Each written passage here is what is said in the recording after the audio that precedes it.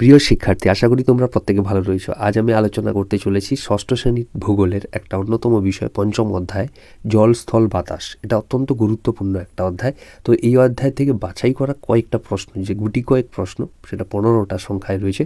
এই 15টা প্রশ্ন করলেই কিন্তু আমরা এই জল, স্থল, বাতাস এই অধ্যায়ের এতগুলো প্রশ্নের মাঝখানে এই প্রশ্নগুলোকে যদি সমাধান করে নিতে পারি, তাহলে এই চ্যাপ্টারে কিন্তু আমরা 100% নাম্বার পেয়ে যেতে পারি। তো আসো শুরু করছি ভিডিও। প্রথম যে প্রশ্নটি রয়েছে সেটি হচ্ছে বায়ুমণ্ডল কাকে বলে। এটা 2 নম্বরের আসে। বায়ুমণ্ডল কাকে বলে যদি আসে, তাহলে লিখবে যে সমুদ্রপৃষ্ঠ থেকে ঊর্ধ্বাকাশে 10,000 কিলোমিটার পর্যন্ত বিস্তৃত যে গ্যাসীয় আবরণ, যেটা পৃথিবীকে চাদরের মতো মুড়ে রেখেছে আস্তরণে, সেই গ্যাসীয় আবরণকে বলা হচ্ছে বায়ুমণ্ডল। এটা 2 নম্বরে লিখে দিলে। পরের প্রশ্ন আছে বায়ুমণ্ডলের বিভিন্ন গ্যাসগুলির পরিমাণ এবং নাম লেখো। বায়ুমণ্ডলে যে গ্যাসগুলো আছে, ধরো কার্বন ডাইঅক্সাইড, অক্সিজেন, নাইট্রোজেন গ্যাসের পরিমাণ সব থেকে বেশি, 78.08%। পরে আছে অক্সিজেন, তারপরে আছে আর্গন, কার্বন ডাইঅক্সাইড। এই ধরনের যে গ্যাসগুলো আছে, ক্রিপ্টন, জেনন, মিথেন, এই ধরনের যে গ্যাসগুলো আছে, সব কটা গ্যাসের একটা সারণী সুন্দর করে তোমাদেরকে করতে হবে। পরের প্রশ্ন আছে বায়ুমণ্ডলের বিভিন্ন স্তরের নাম ও বৈশিষ্ট্য লেখো। অর্থাৎ এখানে উচ্চতা বৃদ্ধির সাথে সাথে বায়ুমণ্ডলে উষ্ণতা কমতে থাকে ঊর্ধ্বাকাশে।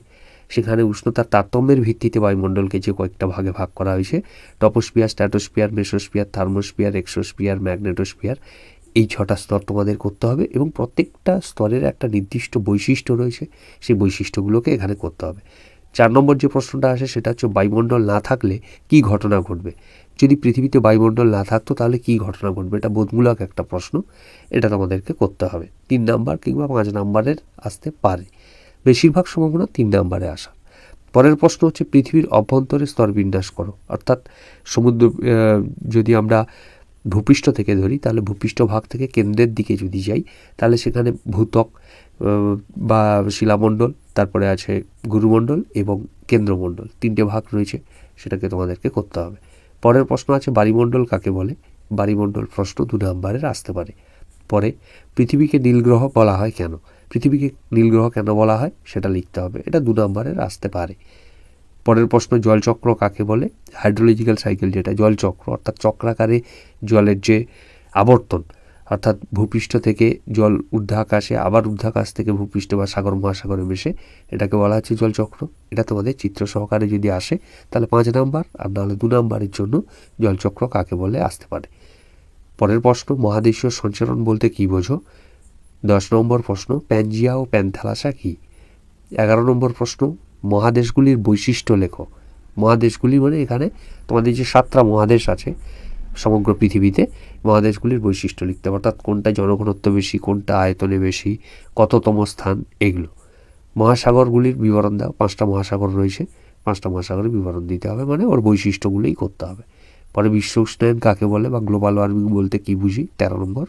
14 নম্বর প্রশ্ন হচ্ছে বিশ্ব উষ্ণায়নের কারণ লেখো। আর একদম সর্বশেষ যে প্রশ্নটা আছে 15 নম্বর, সেটা হচ্ছে বিশ্ব উষ্ণায়নের ফলাফল লেখো। এই হলে তোমাদের মোটামুটি 15টা প্রশ্ন যদি আমরা করে নিতে পারি এই অধ্যায় থেকে, তোমরা যদি করে নাও, তাহলে কিন্তু তোমাদের এই অধ্যায় থেকে সম্পূর্ণ কমন প্রশ্ন তোমরা উত্তর লিখতে পারবে।